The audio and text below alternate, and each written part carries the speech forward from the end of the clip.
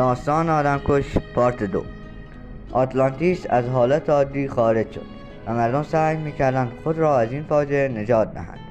پس از مدتی نیروهای ارتشی به کمک مردم آمدند، اما فقط توانستند برخی از مردم را نجات دهند و آنها را از شهر خارج کنند. در میان نجات یافتگان پسری 19 ساله با موهای بلند و چشمانی مشکی به نام جیمز همراه خواهرش آماندا که 2 سال از او کوچکتر بود قرار داشت. آنها شاهد تمام این وقایع و حتی کشته شدن خانواده خود توسط این موجودات بودند و برای اینکه انتقام خانوادهشان را بگیرند تلاش کردند تا به ارتش ملحق شوند. بعد از خارج شدن مردم، شهر به دست آن موجودات افتاد. پس از این اتفاق برای هر شهر مرزی تشکیل دادند که تعداد زیادی سرباز از آن محافظت میکرد، ولی با این وجود